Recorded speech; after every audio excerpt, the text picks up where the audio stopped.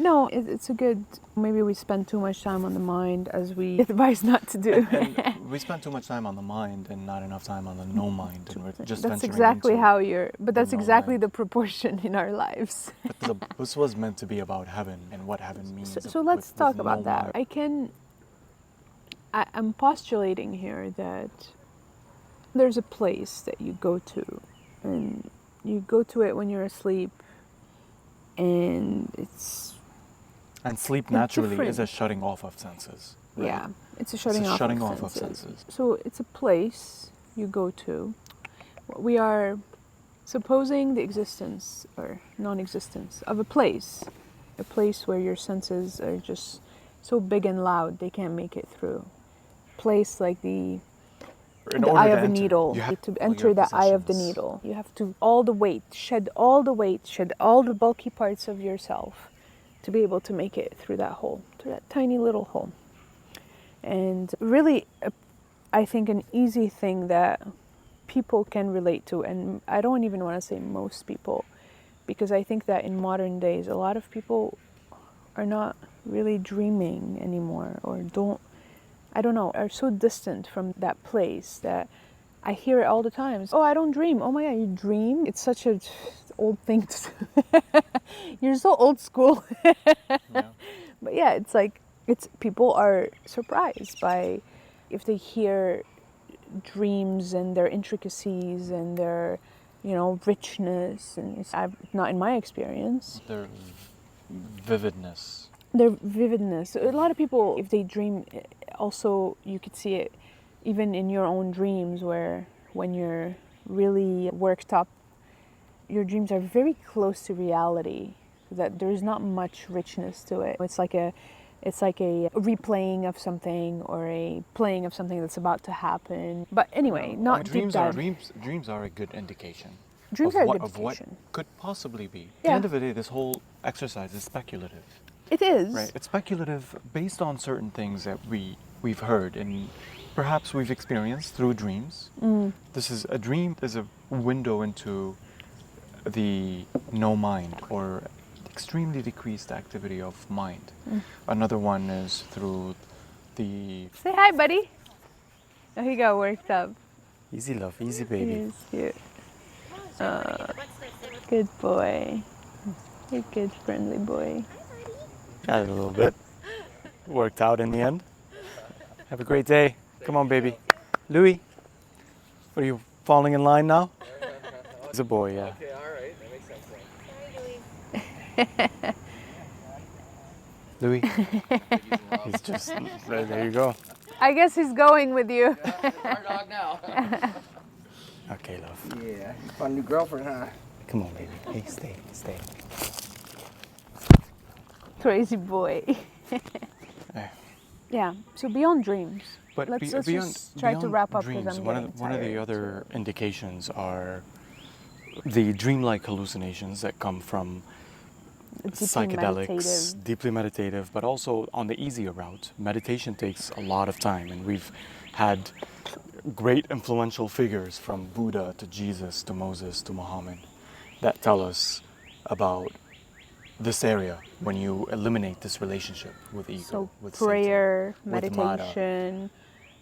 Very easy for people who lack discipline. This sort of crash course is a psychedelic trip that also does the same thing of dealing a blow to... I was going to say quite literally blow your mind. Yeah, sure. But this is what it is. Yeah, and then you fall into this dreamlike state. It's where hallucinations are possible and plenty. Yeah. And we've seen these things, and there is a leap of faith for all of us who are suffering from a constant nagging voice that doesn't shut off at all. Suffering from too many minds. From the diagnosis of never no mind, always mind. And it's very straining on you. You're never efficient. It's always chaotic. It's always on. As you mentioned, you barely dream anymore. Your sleep isn't high quality. Because you struggle with shutting off all your senses and even the master sense of the mind. And just to be clear, mythologically, the places that we've been talking about is heaven. This is what we mythologically have known as heaven. as nirvana. The Buddhists call nirvana. It's this place of no mind. It's this place of complete quietude. It's this place that is, again, to contrast it with our experience of being alive and aware. It's this place of permanence. It's this place of silence versus this place of impermanence, this temporary experience that we're having, this loud and bright and all titillating experience that we're having at every second, versus this quiet, intemporal, permanent, silent place where dreams take place, where you're at one with something else, with something that's one with something bigger. These are the patterns that we hear even from people who... This is what scripture describes in so many different ways, in so many different languages, through so many cultures. It's described as something rewarding, attractive, gardens and rivers. As something rewarding, like not one-to-one. The reward is unlimited in a way for what you give. Like what you get is just it's an of unlimited, no bounds. Unbounded. Yeah, that's what I was thinking. We don't quite understand what it means, but it is worth more than any reward, than theoretically. And again, this exercise is an exploration and speculation, and it requires a leap of faith. Hence the spiritual and religious nature. That is uDOSE. We try to explore this. There's a lot of speculation. We dive through a lot of scripture and what our ancestors had to say, because we need to understand what might be on the other side in order for us to attempt to have a go at it.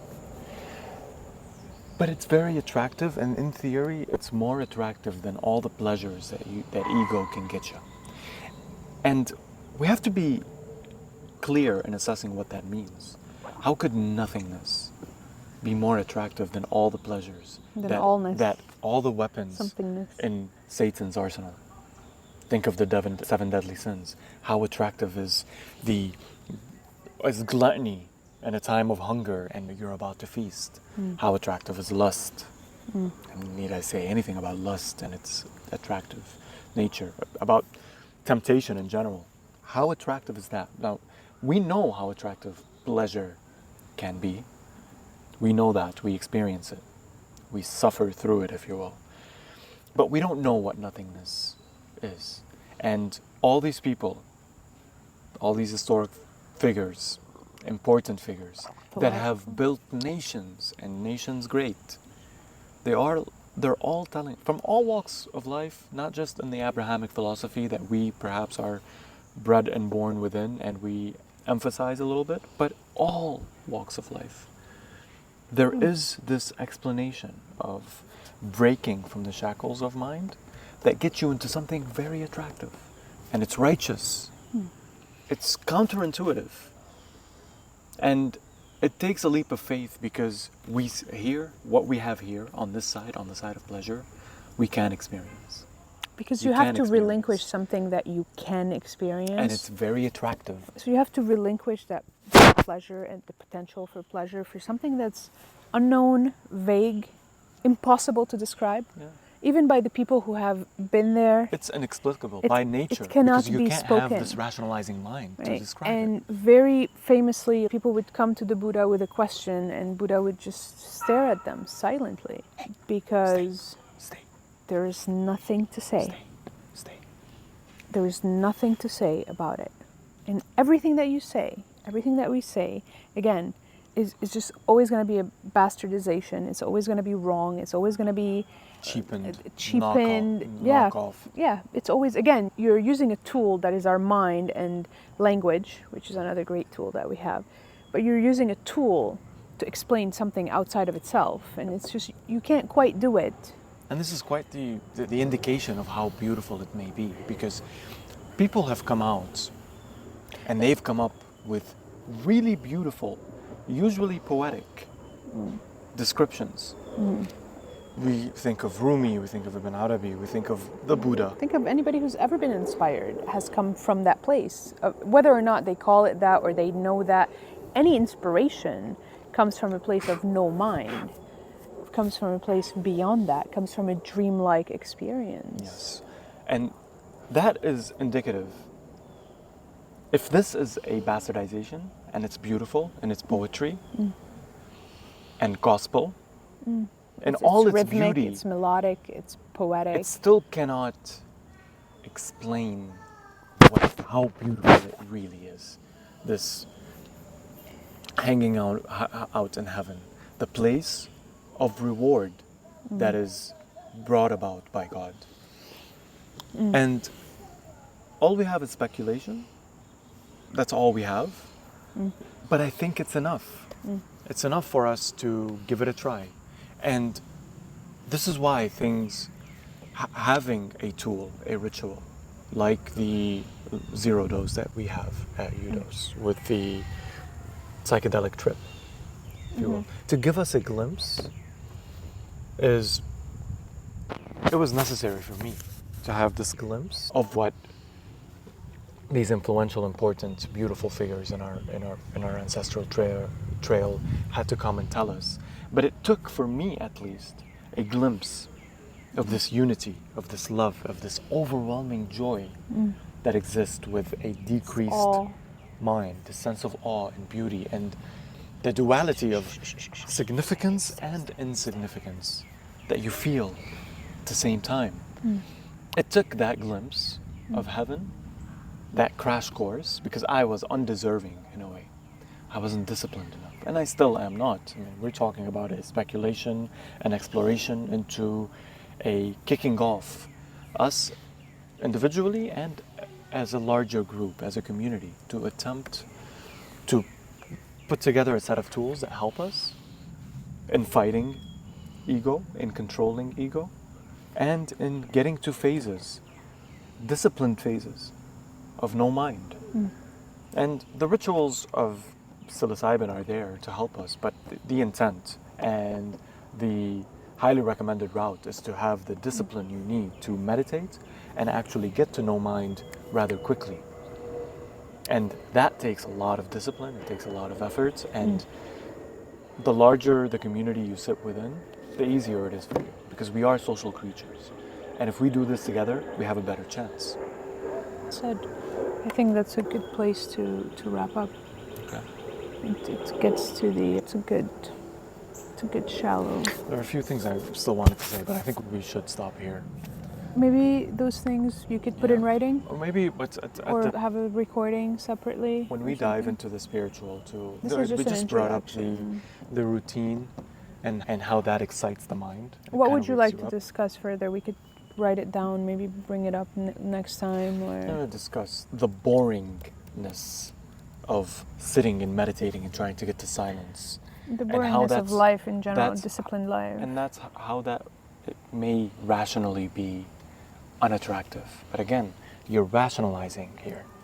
And your rational, egotistic mind is naturally going to want to persuade What about you all the not to pleasures go. that I can give you, Yeah. right?